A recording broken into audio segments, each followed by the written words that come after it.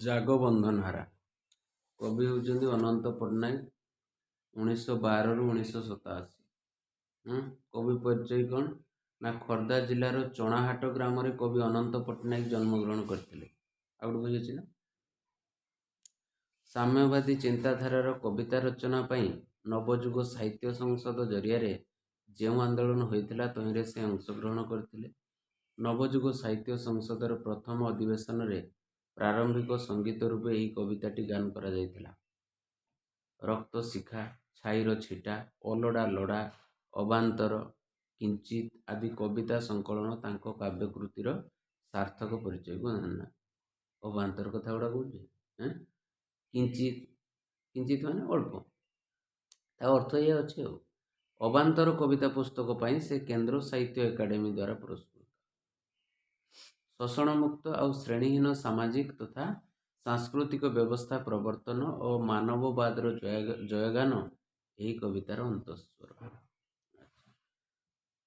ପ୍ରଥମ କ'ଣ ଅଛି ଗୀତ? ନା ନବୀନ ଯୁଗର ତରୁଣ ଜାଗରେ ଜାଗ ବନ୍ଧନ ହରା, ବକ୍ଷ ଶଣିତେ ଲକ୍ଷ୍ୟ ଜୀବନେ ଖେଳାଅ ଆଲୋକ ଧାରା।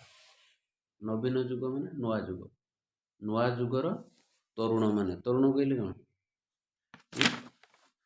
ତରୁଣ ମାନେ କ'ଣ? ଯୁବକ। ଯୁବକ ମାନେ ଜାଗି ଉଠ, ଜାଗ୍ରତ ହୁଅ, ବନ୍ଧନ ହରା, ବନ୍ଧନକୁ ହରାଅ, ତୁମର ଯେଉଁ ବନ୍ଧନ ଅଛି ତାକୁ ହରାଅ। ବକ୍ଷ ଶଣିତେ ଲକ୍ଷ୍ୟ ଜୀବନେ, ବକ୍ଷ ମାନେ ଛାତି, ଛାତିରେ ଶଣିତେ ଲକ୍ଷ୍ୟ ଜୀବନେ ଖେଳାଅ ଆଲୋକ ଧାରା। ଶଣିତ ମାନେ ରକ୍ତ, ହେଲା, ଦରକାର ପଡ଼ିଲେ ଛାତିରେ ରକ୍ତ ଛିଟା ଦେଇ ମଧ୍ୟ ଲକ୍ଷ୍ୟ ଜୀବନରେ ଖେଳାଅ ଆଲୋକ ଧାରା, ଯେମିତିକି ଅନ୍ଧକାରରେ ନ ରୁହନ୍ତୁ। ଛିନ୍ନ କରରେ ବନ୍ଧନ ରାଜି, କ୍ରନ୍ଦନ ହେଉ ଶେଷ। କହୁଛି ବନ୍ଧନକୁ ଶେଷ କର, ଯେଉଁଥିପାଇଁ କି କ୍ରନ୍ଦନ ଦୁନିଆରେ ଶେଷ ହେବ। ମାୟା ମୋହ ଏସବୁ ରହିବା ଦ୍ୱାରା କ୍ରନ୍ଦନ ବଢ଼ୁଛି, ନାଇଁ। ଲୁପ୍ତ ହେଉରେ ଜାତି ଉପଜାତି, ଖଣ୍ଡିତ ସତ ଦେଶ। ଲୁପ୍ତ ହଉ ମାନେ ଶେଷ ହେଇଯାଉ, ଜାତି ଉପଜାତି ଏଇସବୁ ଜିନିଷ ଶେଷ ହେଇଯାଉ, ତା ମାନେ ଏକ ଜାତି ହେଇଯାଉ। ଖଣ୍ଡିତ ସତ ଦେଶ, ମହାମାନବର ଶଙ୍ଖ ଶବଦେ, ସମୁରେ ଦୁଃଖ ଜ୍ୱାଳା, ଜାଗ ବନ୍ଧନ ହାରା। ମହାମାନବର ଶଙ୍ଖ ଶବ୍ଦ, ମହାମାନବର ଶଙ୍ଖ ଶବ୍ଦ କହିଲେ କ'ଣ? ମହାମାନବ, ମାନବ, ମହାମାନବ, ମାନବ ମାନେ ମଣିଷ, ମହାମାନବ କାହାକୁ କୁହାଯାଏ? ଶଙ୍ଖ ଶବ୍ଦ କିଏ ଦେବ? ଶଙ୍ଖ ମାନେ ହେଉଛି ଶୁଭ ଶଙ୍ଖ, ଶୁଭ ସମୟରେ ଶଙ୍ଖ ବାଜେ। ଶୁଭ ସମୟ କେଉଁଟା? ଶଙ୍ଖ କିଏ ବଜାନ୍ତି ଦେଖାଏ?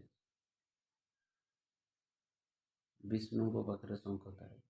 ଶଙ୍ଖ, ଚକ୍ର, ଗଦା, ପଦ୍ମ। ତେବେ ତାଙ୍କୁ ମହାମାନବ ବୋଲି କୁହାଯାଏ।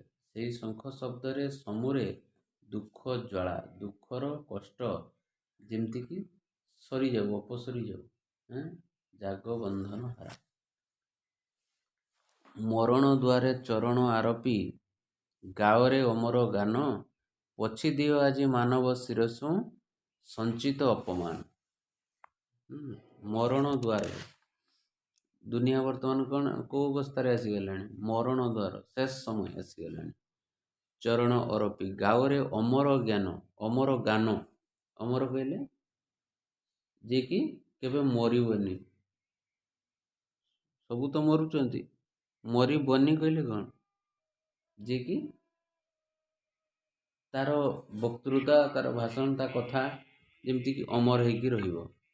ପୋଛି ଦିଅ ଆଜି ମାନବ ଶିରସୁ, ସଞ୍ଚିତ ଅପମାନ। ହେଲା, ମଣିଷମାନଙ୍କର ଶିରରେ ମାନେ ମଥାରେ ଯେତିକି ଅପମାନ ଅଛି, ସେ ଅପମାନକୁ ବି ପୋଛି ଦିଅ।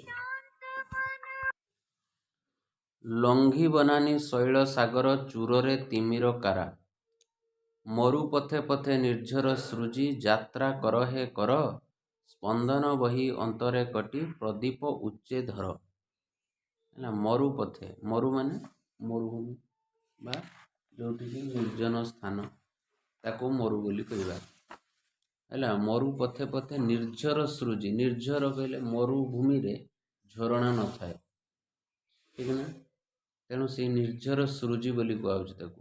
ଯାତ୍ରା କର ହେ କର, ଯେଉଁ ସ୍ଥାନରେ ମରୁ ଭଳିଆ ପରିବେଶ ହେଲା, ସ୍ପନ୍ଦନ ବହି ଅନ୍ତରେ କୋଟି ପ୍ରଦୀପ ଉଚ୍ଚେ ଧର। ଉଚ୍ଚରେ ପ୍ରଦୀପକୁ ଧର ମାନେ ଦୀପ, ଦୀପ ଧରିବା କଥା ନୁହେଁ, ମାନେ ଚାରିଆଡ଼େ ଯେଉଁ ଅନ୍ଧାରର ସମାଜ, ବର୍ତ୍ତମାନ ସମାଜ ଅନ୍ଧକାରମୟ ହେଇଯାଇଛି, ତାକୁ ଆମେ ଆଲୋକିତ କରିବା ପାଇଁ ଏଇ କଥାଟା ଆଲୋଚନା ହେଇଛି। ଶଙ୍କିତ ହେଉ କମ୍ପିତ ପ୍ରାଣେ ଚନ୍ଦ୍ର ତପନ ତାରା।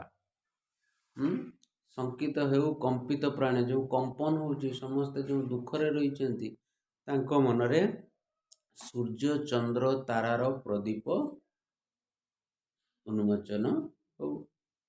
ସନ୍ଧାନୀ, ତପନ କହିଲେ ସୂର୍ଯ୍ୟ, ଚନ୍ଦ୍ର ତ ଚନ୍ଦ୍ର, ତାରା, ସୂର୍ଯ୍ୟ ଚନ୍ଦ୍ର ତାରା, ମାନେ ସୂର୍ଯ୍ୟ ଚନ୍ଦ୍ର ତାରା ଆମକୁ ଆଲୋକ ଦେଖାଉଛି ଅନ୍ଧକାରରୁ ରକ୍ଷା ପାଇଁ, ଠିକ୍ ତ। ସନ୍ଧାନୀ ତବ ସନ୍ଧାନ ପଥେ କଣ୍ଟକ ଟେକେ ଶିର, ସମ୍ମୁଖେ ତବ କୁହେଳି ରଚଇ ମୋହ ମମତାର ନୀର। ଭିନ୍ନ କରି ସେ ତନ୍ଦ୍ରା ପରଶ ହସାଅ ଭୁବନ ସାରା। ହେଲା, ସନ୍ଧାନୀ ତବ ସନ୍ଧାନ ପଥେ, ତବ ମାନେ ତୁମର, ତୁମର ସନ୍ଧାନ ପଥରେ ସନ୍ଧାନୀ ହୁଅ, କଣ୍ଟକ ଟେକେ ଶିର। ହେଲା, କଣ୍ଟକ କହିଲେ କଷ୍ଟ, ଦୁଃଖ, ଯନ୍ତ୍ରଣା, ଅଶାନ୍ତି, ଏଇସବୁ ଜିନିଷ ଆମ ସାମ୍ନାକୁ ଆସୁଛି। ସମ୍ମୁଖେ ତବ କୁହେଳି ରଚଇ ମୋହ ମମତାର ନୀର। ମୋହ ମମତା ଏସବୁ କେମିତି, ଏସବୁ ଜିନିଷ ଆମର କ'ଣ ଆଗରେ କଣ୍ଟକ ପ୍ରାୟ ହେଉଛି। ଭିନ୍ନ କରି ସେ ତନ୍ଦ୍ରା ପରଶ ହସାଅ ଭୁବନ ସାରା। ଖାଲି ମୋହମାୟା ହେଇକି ନିଜ ପରିବାର କି ନିଜ ଗାଁକୁ ସୁରକ୍ଷା ଦେବା ବଡ଼ କଥା ନୁହେଁ, ସାରା ବିଶ୍ୱ ପାଇଁ। ଭୁବନ କହିଲେ ସାରା ବିଶ୍ୱକୁ ଯେମିତି ତମେ ତନ୍ଦ୍ରାର ପରଶ ପରିକା କ'ଣ ଭିନ୍ନ କରି ସେ ତନ୍ଦ୍ରା ପରଶ, ତନ୍ଦ୍ରା ପରଶକୁ ଭିନ୍ନ କର, ଅଲଗା କର, ଏବଂ ସାରା ଭୁବନକୁ ହସାଅ, ସାରା ବିଶ୍ୱକୁ ତମେ ଖୁସି ଆଣିଦିଅ। ଚିରି ଅତୀତର ଜୀର୍ଣ୍ଣ ଜୀବନ ଜାଗ ଆହେ ଭବିଷ୍ୟତ, ଚୂର୍ଣ୍ଣ କରୁରେ ସ୍ୟନ୍ଦନ ତବ ପୀଡ଼ନର ପର୍ବତ। ଭାଜି ପଡ଼ୁ ଆଜି ଅର୍ଗଳ ରାଳି, ଘେନ ବିଜୟର ମାଳା ଜାଗ ବନ୍ଧନ ହାରା। ଚିରି ଅତୀତର ଜୀର୍ଣ୍ଣ ଜୀବନ, ଜୀର୍ଣ୍ଣ କହିଲେ ଦୁଃଖୀ ଜୀବନ, ହେଲା, ଜୀର୍ଣ୍ଣ ଶୀର୍ଣ୍ଣ କୁହନ୍ତି ନା ରୋଗୀଣାମାନଙ୍କୁ।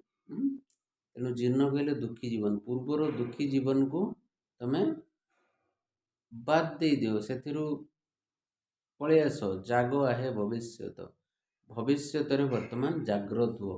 ବର୍ତ୍ତମାନ ମୁଁ କ'ଣ କରିବି, ଭବିଷ୍ୟତ ମୋର କେମିତି ମଙ୍ଗଳମୟ ହେବ। ବୁଝିହେଲା ନା? ମାନେ ବିତି ବାତଙ୍କ ବିନ୍ଦୁ, ବିତି ଯାଇଥିବା କଥାକୁ ଭୁଲିଯାଅ। ଚୂର୍ଣ୍ଣ କରୁରେ ସ୍ୟନ୍ଦନ ତବ ପୀଡ଼ନର ପର୍ବତ। ହେଲା, ପୀଡ଼ନ ମାନେ କଷ୍ଟ, କଷ୍ଟ ଭଳିଆ ଜିନିଷ ଆମ ପାଖରୁ ଯେମିତି ଚୂର୍ଣ୍ଣ ହେଇଯାଉ, ଦୂରେଇ ଯାଉ। ଭାଜି ପଡ଼ୁ ଆଜି ଅର୍ଗଳ ରାଜି, ଘେନ ବିଜୟର ମାଳା ଜାଗ ବନ୍ଧନ ହାରା। ଭାଜି ପଡ଼ୁ ଆଜି ଅର୍ଗଳ ରାଜି, ଘେନ ବିଜୟର ମାଳା, ବିଜୟର ମାଳା ତମେ ଘେନିକି ଆସ। ବନ୍ଧନ ହରା, ତମେ ବନ୍ଧନକୁ ହାର ଏବଂ ନିଜେ ଜାଗ୍ରତ ହୁଅ। ନାଇଁ କି?